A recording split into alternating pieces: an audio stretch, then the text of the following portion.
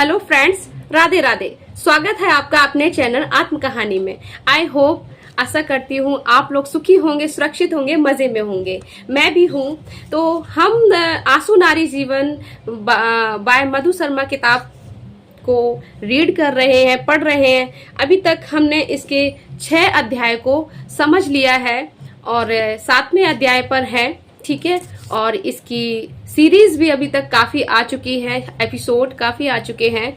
तो हमने जिस लाइन पर खत्म किया था वही लाइन से हम शुरू करेंगे। जितनी सावधानी से इस किताब को लिखा गया है और मैं आपको सुना रही हूँ, समझाने की कोशिश कर रही हूँ, आशा करती हूँ आप भी उतनी गहराई से और गंभीरता से इस कहानी को, हर पहलू को, हर घटना को समझेंगे।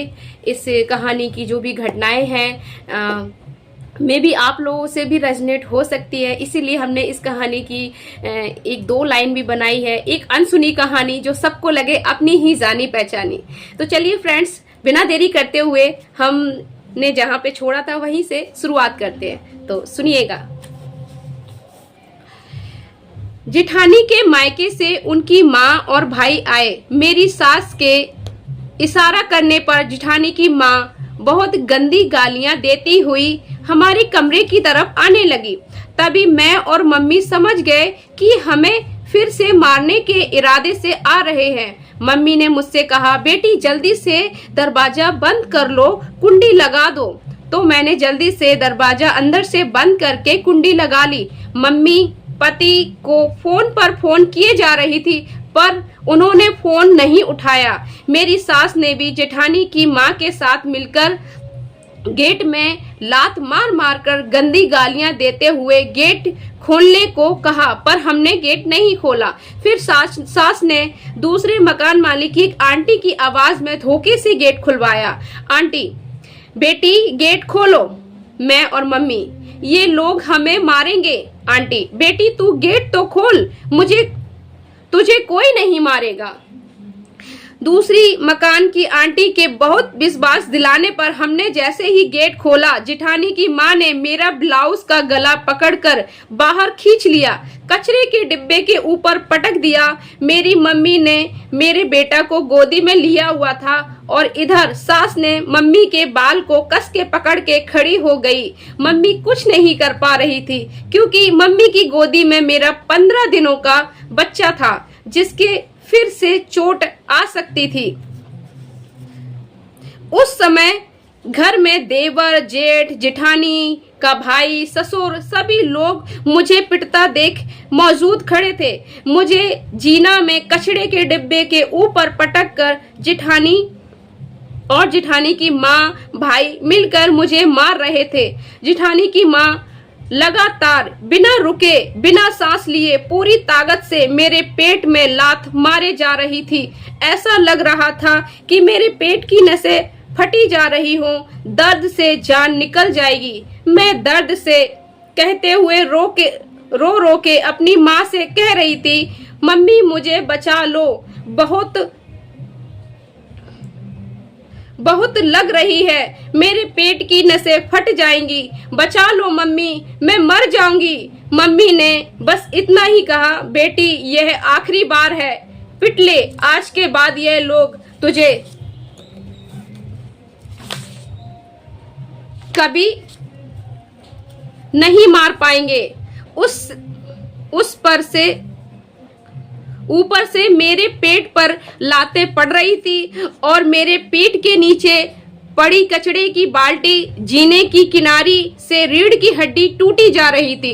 जैसे जैसे मेरे पेट पर लातें पड़ रही थी वैसे वैसे मेरे पेट की नसें दर्द से फटी जा रही थी।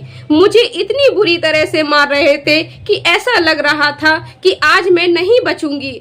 जेठ ने मेरे गले से मंगलसूत्र निकाल कर तोड़ दिया। इधर जेठानी ने मेरे बच्चे को लेकर कुछ कहा, तभी जेठानी को सलाह देते हुए सास ने मेरे बच्चे के लिए कहा कि इसका बच्चा उठाकर पटक देती कि दम निकल जाती। सभी लोग इतना बेरहमी, बेदर्दी वाला व्यवहार कर रहे थे कि मानो मेरे मरने के साथ मेरे बच्चे के मरने जीने से भी इनको कोई फर्क नहीं पड़ रहा हो।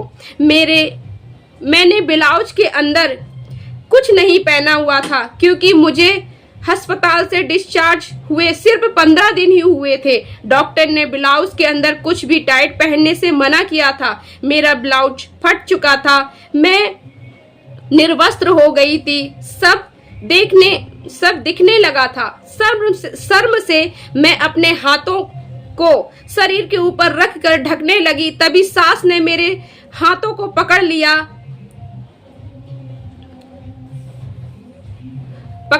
तभी मैंने सास से कहा, मम्मी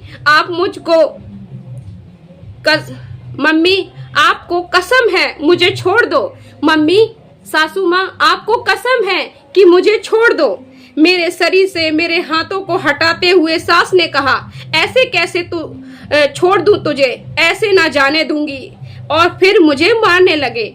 मेरी मम्मी मेरे नन्हे से बच्चे को लिए रोती रही और मैं दर्द से चिल्लाती चीखती रही। कुछ समय बाद जब मुझे मारते मारते अपने दिलों की भड़ास निकाल ली और थक कर मुझे वहीं पर छोड़ दिया, मैं जैसे तैसे उठी, साड़ी संभाली, मम्मी से अपना बेटा गोद में लेकर कमरे में बैठकर अपना दूध पिलाने लगी। मैं बच्ची को अपना दूध पिलाते हुए एकदम गुमसुम जिंदा लाश की तरह बैठी हुई थी। मेरी छाती से खून टपक रहा था। तभी पति और उनके गांव का आदमी आए।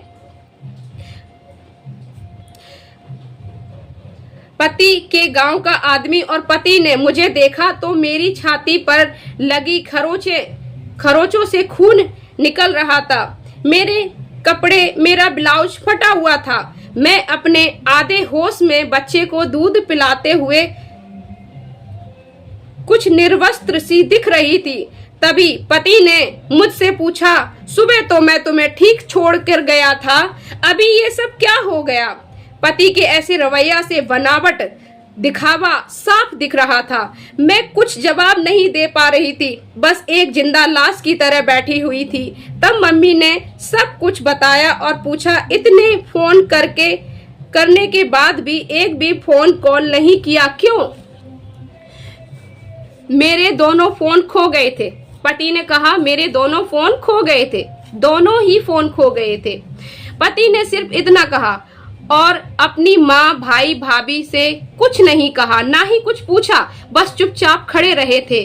कुछ समय बाद मैं अपने होश में आई और फूट फूट कर रोते हुए मम्मी से कहने लगी, मम्मी अब मुझे यहाँ नहीं रहना, मुझे यहाँ से ले चलो। मम्मी मुझे मामा के यहाँ ही ले चलो, अब मुझे यहाँ और नहीं रहना। तभी ना जाने क्या सोच समझकर पति ने एक चादर बिछाई और सारा सामान चादर में बांधकर बड़ा वाला गैस सिलेंडर ले जाने के लिए उठाया तो सास ने हाथ से गैस सिलेंडर छीन लिया। कुछ भी सामान नहीं दिया, सिर्फ कुछ कपड़ों के। पति ने छोटी